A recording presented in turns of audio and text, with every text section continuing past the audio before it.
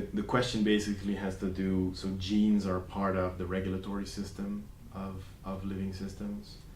So genes are what regulate all the other processes within the cell.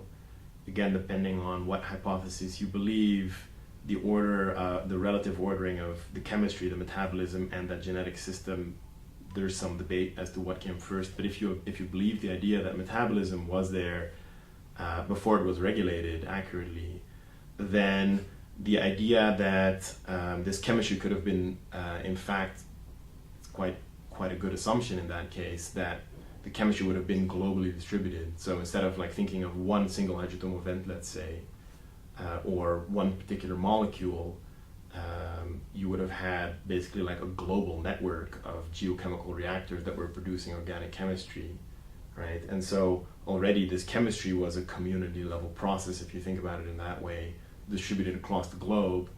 And so the idea that Nigel and Carl Woese as well have been talking about for some time, Carl going back decades in fact, is that life arose at this community level, and that individuality and cells and integrated genomes and genetic systems is something that arose later. And so if you think about it and bringing that to the idea of chemistry, that the intersection of those ideas would be that you had a distributed system of chemistry first, and that became increasingly regulated and encapsulated until the point where at some point you had individual organisms using their own chemistry with a genetic system. But before that, at this community level, it's a very reasonable argument to make, I think, that you could have had a genetic regulatory system arising before you had individual cells using it. So you had genes and enzymes that were incorporating and regulating that chemistry, not specifically within individuals, but as a whole, sort of organizing that system. And if you think about it in that sense, and individuality sort of becoming more and more into play, then it's almost appealing to think that that genes were just distributed everywhere, right? And that as you became more and more individual-like, you were in a way figuring out ways to restrict some of that gene movement everywhere.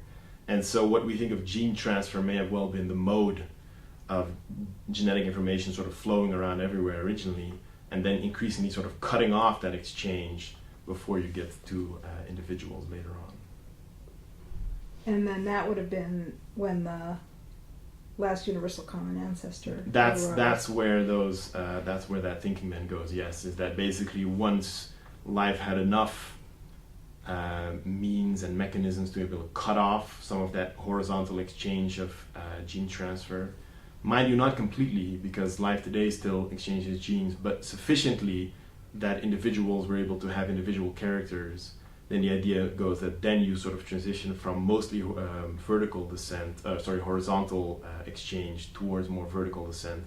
And that sort of transition may well have been around the time that you had the last universal common ancestor.